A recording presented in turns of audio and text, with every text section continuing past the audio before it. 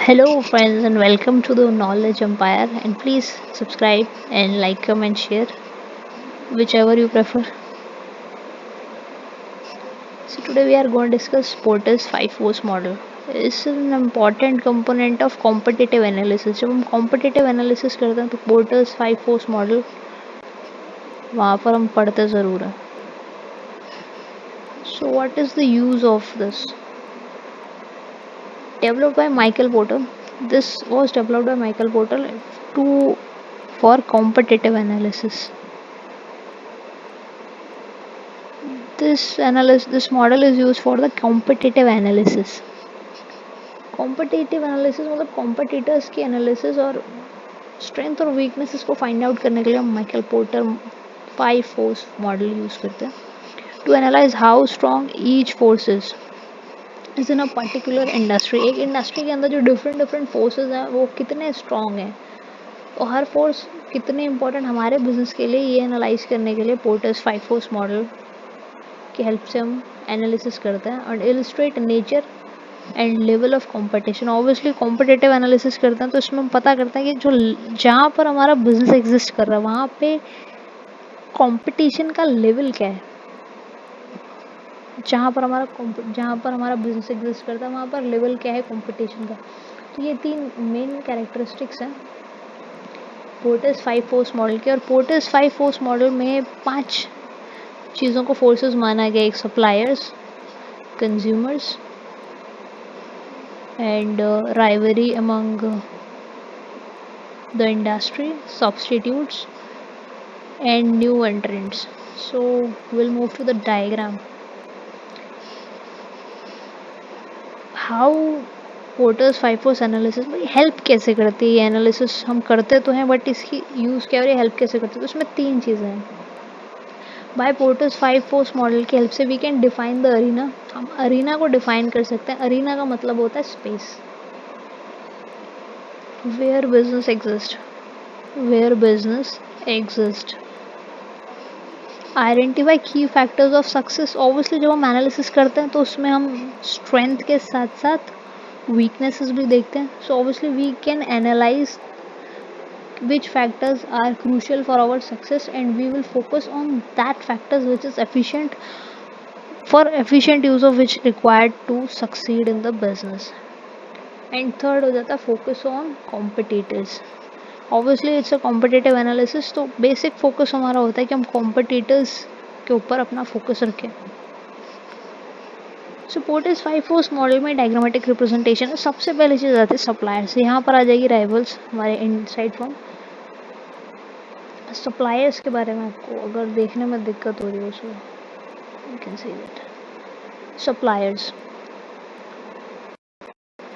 Switching cost.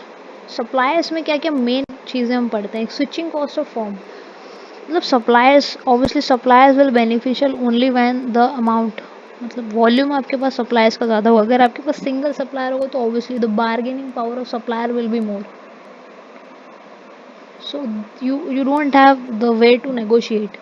So obviously if you have a higher number of suppliers it will add on advantage. Switching cost of firms. Switching cost of form का मतलब है कि आप supplier to supplier आपकी switching cost कितनी है. Importance of volume. जैसे कि बात की वॉल्यूम, आप कितना वॉल्यूम उस सप्लायर से परचेज कर रहे हैं, ये वॉल्यूम उस वॉल्यूम की बात हो रही है. And after that supplier contribution. Supplier concentration. Supplier concentration मतलब ये कि आपके पास कितने total how much number of suppliers do you have. That is all about porters 5 force. First suppliers and secondly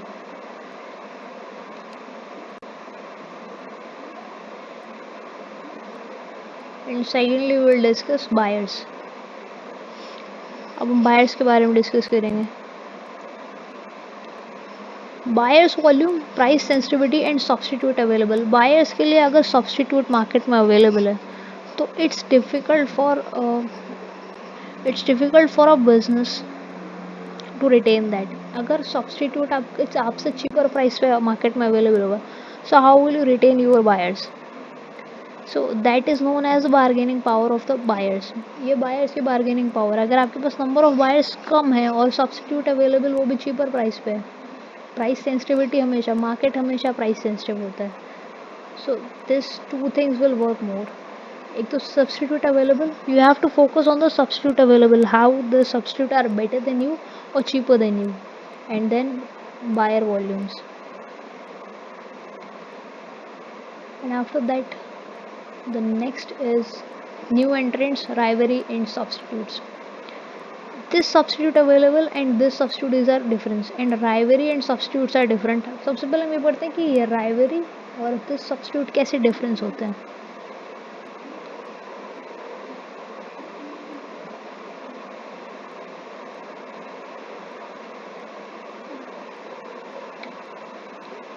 Substitute and inside form rivalry. अब बोलेंगे दोनों चीज़ें तो सेम है, नहीं सेम नहीं है. Like there is one form, कोई भी QXY फॉर्म है, ठीक है, ये टी प्रोड्यूस करती है. यहाँ पे कोई ABC फॉर्म है, there is some ABC forms which produces coffee, जो कॉफ़ी मैन्युफैक्चरिंग करती है, और ये टी मैन्युफैक्चरिंग करती है. ये XQYZ है. यहाँ पर कोई और फॉर्म है PQR, ऐसी कोई फॉर्म्स हैं. सो that ABC form is the substitute to that form, because tea is the substitute of coffee, coffee is the substitute of tea, but these two are the rivals. Why? Because they both are manufacturing the same product, or packaging the same product, or selling the same product. So the same, within the same products there is a rivalry. But if the product is different, but the product is a substitute of your product, then the thing is different. So that is the difference between the rivalry and substitute. Industry growth, product differentiation, ठीक है. Substitute भी है, switching cost. अब सोचिए अगर आप T manufacture कर रहे हैं और कॉफ़ी खरीदने की कॉस्ट आपकी टी से ज़्यादा सस्ती है, तो ऑब्वियसली बात है स्विचिंग कॉस्ट को आपको कंसिडर करना ही करना होगा. बायर इंक्लिनेशन, बायर्स का कंसंट्रेशन और फोकस कहाँ पे जा रहा है, इस चीज़ को हमें फोकस करना होगा. And price performance trade off. And after that, new entrants. New entrants basically we define it's all about startups. Startups या new businesses जो इमर्ज हो रहे हैं आपकी इंडस्ट्री में, उसके बारे में बात हो रही है. सो एब्सोल्यूट कॉस्ट एडवांटेज स्टार्टअप्स के लिए होता ही होता है. Economies of scale, economies of scale की सिंपल डेफिनेशन है कि high production, decrease unit cost. Simple है. इकोनॉमीज ऑफ स्केल को अगर आप समझें, कोई फर्म है, कोई फर्म है, वो 500 यूनिट्स बना रही है, 500 यूनिट बना रही है, तो उसे पर यूनिट प्राइस 100 रुपये पड़ रहा है. वही फर्म अगर अपना प्रोडक्शन 1000 कर देती है, तो उसको वही चीज़ जो है 1.5 पे पड़ेगी. That is known as the economies of scale. जब आपका प्रोडक्शन बढ़ता है तो unit cost of production will decrease. Suppliers हमने पढ़ लिए, न्यू एंट्रेंट्स पे पढ़ लिया, substitute, buyers and rivalry. Diversity of brand identity. Brand identity within a form बहुत वैल्यू करती है.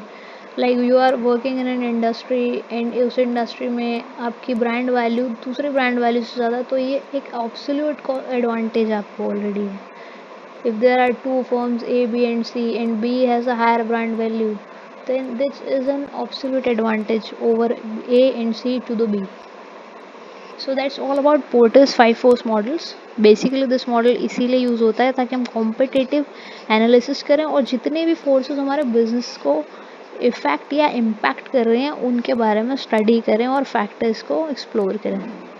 So thank you so much for watching, and please hit like if you like the video, and keep learning.